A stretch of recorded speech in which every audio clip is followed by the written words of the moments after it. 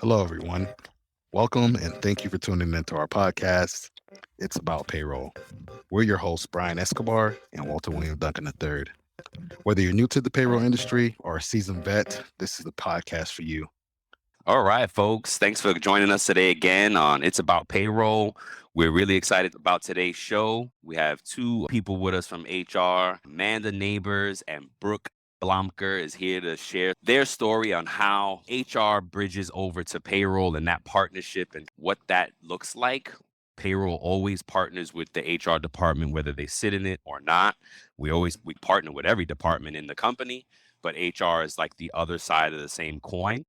And we'd love to share that dynamic with you guys from the HR perspective. So we'll start off with Amanda Neighbours. If you can tell us a little bit about yourself and how, that relationship is with payroll. Yeah, thank you. So I'm Amanda Neighbours. I'm the director of talent acquisition for Endeavor Schools. I have been in HR pretty much my entire career. I started out in recruitment advertising, focusing on employer branding and recruitment strategy. And then I moved into a more traditional HR role with a local board of education. I was there for 11 years before coming to Endeavor Schools 3 years ago. So I've been in education for a really long time as well. And at Endeavor, we have seen how important and vital that relationship between HR and payroll is. And you think of when a company says we're like a family, I think of HR and payroll like siblings in that. Yep. They That's a go. Yeah, I like that. love and will defend each other to their dying day, but my goodness, can they make each other mad? Yes. Yeah. That's so good. Yes. So it is you're right. You said it best, Brian. We're two sides of the same but and we have to work in tandem together. But it definitely can be a love-hate relationship there. But most of the time it's all brought back to that love that we have of wanting to do right by the people that we serve. That's how I see the relationship between HR and payroll.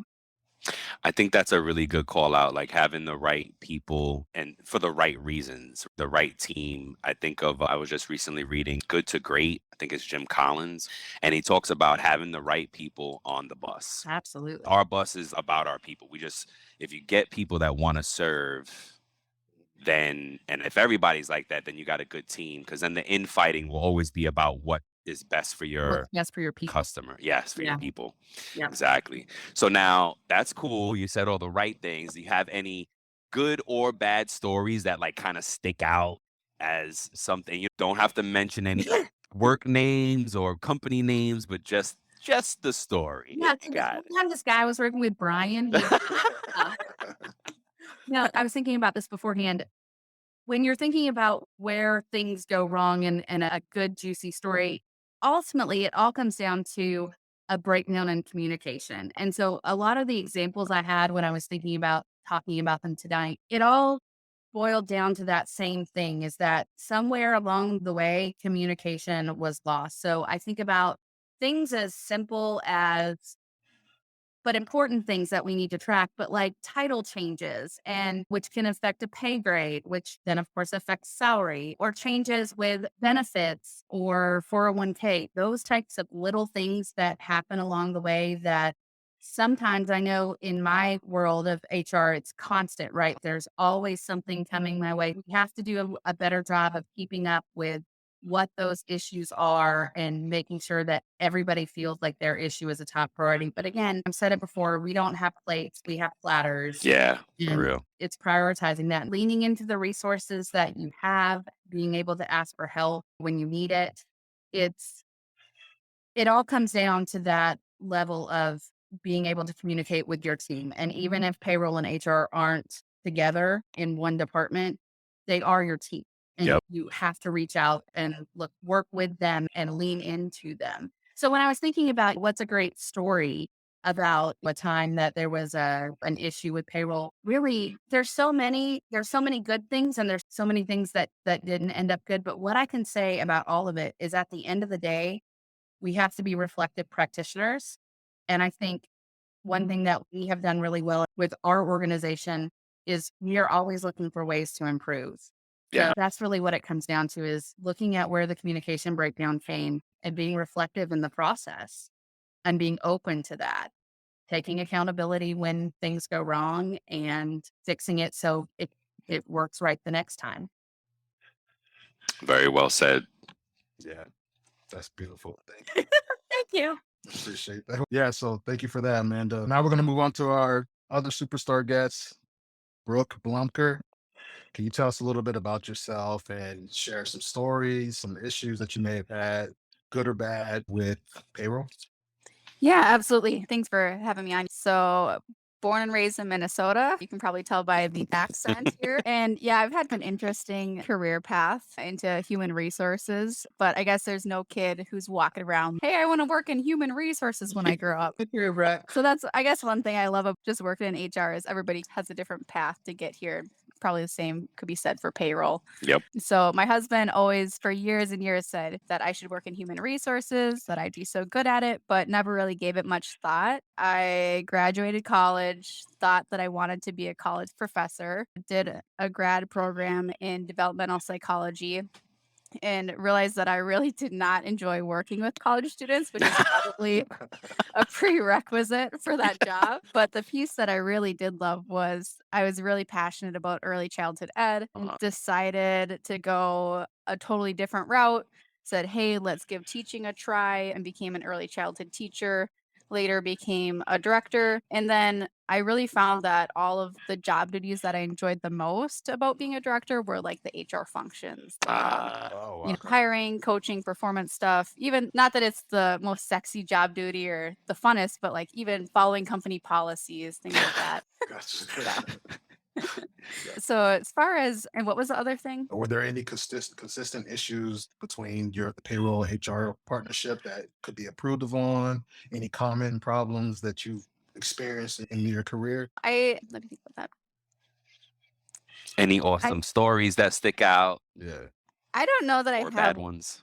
Yeah, I don't know that I have any particular story that sticks out. I have so much respect for payroll professionals because like I just realized it's such an underappreciated job. Like Yes. people do not understand the work that goes into a really good payroll run. Yep. And like when it's Friday and like you're not getting calls, you're not getting emails, you're not getting stuff incorrect. Yes. It is awesome. Yeah. Yes. And I think whenever there is some type of an issue that comes up, um, it's really just in my mind, I would love to say, oh, it was just this one instance. It was just my dumb mistake. But a lot of the time, it's if I could make the mistake, anybody can make the mistake. Yep.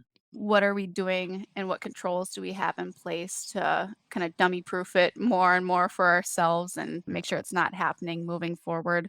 So I guess yeah, I don't have any juicy Uh, payroll stories necessarily. so let me ask you this then. You've had experience in HR and payroll. Yeah, and that's been like I said, it has given me so much more respect for payroll professionals, absolutely. So when I first started, I was like the one person who was like pretty much solely responsible for making sure that 300 people got paid. And so a Wednesday night before I'd go to bed, I would have to pull up payroll and be like, okay, I literally cannot rest until I make sure that Make I click sure. the button to push Yep. submit. Um, Yes. and I was like, it was very stressful, but obviously really enjoyed it. And payroll is just so important, right? Like it's the reason people go to work as much as we'd love to say that it's just because people are passionate about it. I don't think that we would have schools full of volunteers here. So Yeah. Yeah. I was definitely waiting for those lotto numbers to hit. Yes. You'll be bald. But Brooke, you hit on something really good here about the stress of payroll. And that's a consistent theme I see with in HR as well, but with my payroll colleagues and friends, you talk about not being able to go to sleep until payroll was run. I have a good friend who was in active labor and knew that nobody else could process the payroll that day. And so she stayed until payroll was processed and Stop. then moved to the hospital. Absolutely. Because she knew she Wow. was the one who was responsible for making sure everyone's paid. She went into labor a little bit early before the temp person came in. And it's that kind of pressure that payroll is under because you're talking about somebody's livelihood. And True. I did have an employee recently reach out and just say, oh, my pay was wrong. And I'm sure it'll just take you pressing a button to make it correct. And of course, that's the perceived reality Yeah. of payroll, but it's actually so far from the truth that Yeah. no, there's no button we can press that will I magically wish. pay you today. I wish Yeah. there was. I'd be pressing it. Yep. Just kidding. Maybe edit that out. That's the employee's perception is Yep. that they think that HR and payroll can magically press this button and fix any issues. But really, we do have to investigate any Mhm. little hiccup that went wrong because if we don't fix it now, it's going to happen again. Yeah. Yeah. Can you imagine if payroll like honored these requests from some of our employees and not even here, just past? No, I just in worked in New general. York, right? Yeah. And I would get people, hey, I didn't get paid. Where's my check? Can you cut me a new check right now? I'm gonna come and get it. Mm. And then I'd go look it up because I don't know what they think I was doing. And I'd be like, no, the check cleared. Oh, you know what? That's right. My fault. And then I had a CFO to tell me, also in New York, because as these things happen, he's Brian, you got to be careful because they can go to the check cashing, cash their check, call you real quick. It'll look like the timing of it looks crazy, like it's not cashed yet, and you might void and reissue, and they already got their money from the first check Yeah. because of the timing of a check cashing place and the banking system. The timing is off.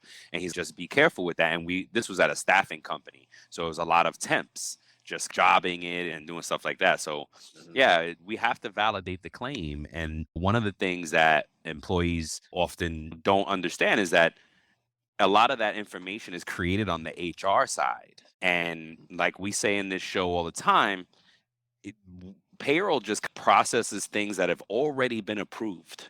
Excuse me. And so we're not creating this. We can't update your pay rate. If your raise didn't go in yet, we can't just put it in and give you the money. If you were promised something from last payroll that didn't make it, we can't just give it to you. Everything needs approval. And 9 times out of 10, it starts in HR or another department that originated that data, that approves that data. And payroll just pushes it along and gets it into your bank. And on that, in that same regard, the data comes to HR and we enter it, but again, it originates somewhere else. That's right. Exactly. So I think employees sometimes have the misconception that we are the keeper of the keys Yep. when it comes to that. And really, we're just the messenger. Yeah. Right? We're moving data. So exactly. Again, it's one of those really common misconceptions about HR and payroll is that we hold like I said, we hold the keys to the kingdom and we really don't because if we did, it'd be very different. But That's true. We are dependent on the approval workflows that we have in place to guide our processes and procedures. And if those don't happen in the manner that they're supposed to happen or with the correct approvals, we can't just go off everyone's word. As much as we trust and respect our employees, we have to follow the procedures we have in place. And trust but verify. Yeah. Trust but verify. Yep. Yeah. Yeah, we always got to validate the claims. It's always when I'm teaching the entry level, the juniors, validate your claim, validate their claim. It's not about not trusting them, but it's just, hey, because they could see something different as well. Might be a learning opportunity for the employee. Hey, oh no, you got a direct deposit today, or you just switched your information. So you have a live check at your office today. So it's things like that really could make an impact. Now, Brooke, question for you. Now that you're in HR, how's that transition been? Have you been like tempted to do payroll, or were you easily able to step away from payroll, or do you get pulled back in sometimes? Oh, you already know that. You're asking because you already know the answer. So now here's what's happened is we'll be transitioning stuff and I'm just trying to be a little helpful and then I'll log in and I'll be like, oh, I guess I can't click that button anymore. I guess Brian wants me to stop doing this altogether. Okay, got it. Yeah, just always trying to help. But so yeah, I think it's just a little bit in my nature just to want to do as much as I can and help as much as I can. But overall, it's been good. And I think it just helps having an awesome payroll team that you really trust and can work well with. And I think just like the mutual respect that we have for each other is just so important and just giving recognition where it's due and everything too. Yeah, that is key. Amanda mentioned earlier, just having that right team. And we've been really blessed. I'll be honest, we've been really blessed with the people that we get to work with because somebody did some good hiring. I guess Ricardo really has a good finger on these positions and the people and the vibe, like really created a good culture because everybody is really great to work with, and there's no one that's a battle, right? Especially with HR and payroll, because if you don't get along with that person, it's oh my goodness, here we go with this person again. Yeah. Just always trying to do this and always. So I've had some bad dynamics in the past, and it's tough. And it's tough. And at the end of the day, everybody gets their job done, but I want to be able to partner and not have to complain to your boss to get you to do something. Exactly. And that's one of the things I just love about our company and is the open communication with the leaders in this Yeah. organization.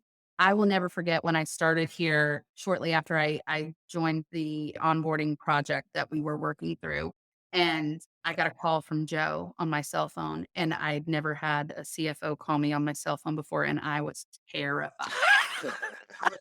Oh, and he left me a message because the number came up, but I didn't recognize it. And so Yep. I sent it to voicemail. Ignore. Yep. And Joe just, hey, Amanda, it's Joe. Give me a call back. And my heart is pounding because in my previous role, you barely said hi to the Exactly. directors of departments. You looked ahead when you saw him in the hallway or smiled and waved. Here was the CFO giving me a call, and he was just asking me a question. But one, he called me and was just as kind as could be. And two, he wanted my input. Yep. And that was a big change, a culture shift for me is people were valuing my opinion. And that's one of the great things I Yes. think that we have fostered within our own organization, especially as we've grown so much, is that open lines of communication between departments, between leaders and staff members. There's no one I would ever hesitate now that I've been here. There was no one I'd hesitate to pick up the phone and call if I had a question. I'm Yep. not afraid to call people because we have such a collaborative environment. And you're right, Ryan, that speaks to the people that we put on the team. It really does. And I think I would hope that if anyone's listening to this and they're thinking, how do I get there? How do I make my organization be open and collaborative? It starts by picking up the phone and having the conversations. You got to break down those walls, Yes. start communicating with each other because if you tense up and you're too afraid to, you're never going to get to a good open dialogue. Exactly. Yep. Same here. Ricardo called me one day. Yeah.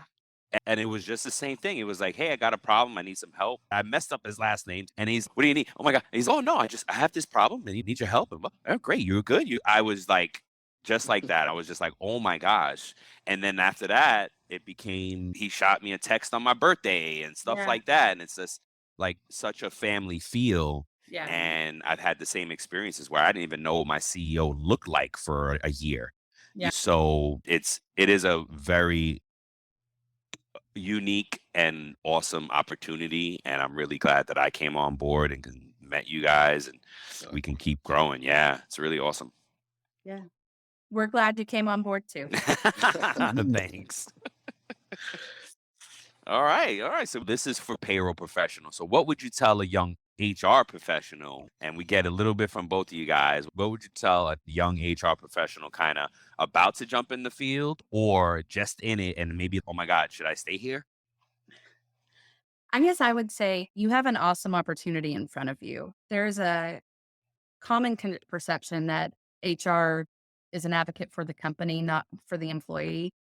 And there is some truth in that. And our job is to make sure that policies and procedures are followed and we're limiting legal risk.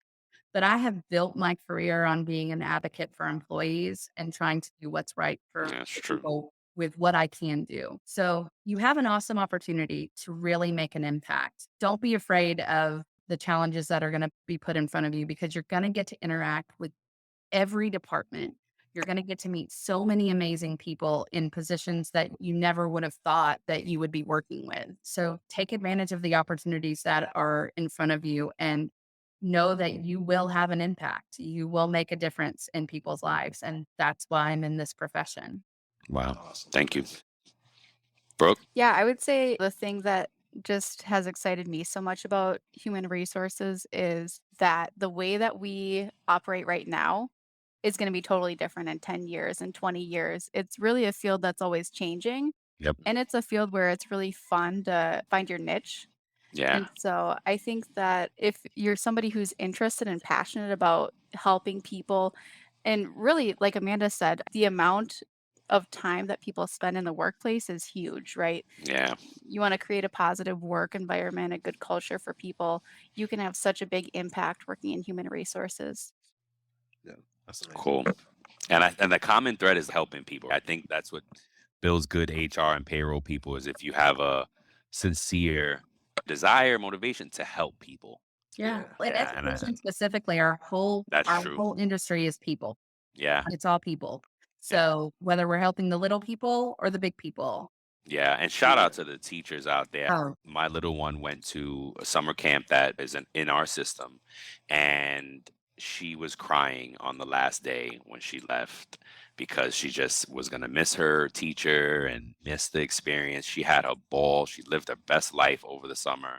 Wow. And she was crying, and I had to promise to to bring her back and visit her during the school year, just so she can be like, okay, cool. And they asked for her back. They're like, bring her back during the camps and bring her back on this day. And the teacher texted me after and was like, how is she doing? Oh my gosh, I'll be here in the morning and here in the afternoon. You can bring her back anytime. And it's really something special when these teachers connect to their kids and that's the experience that I know all of them want. And all the teachers are like, if we could just impact one kid, it changes their life. Yeah.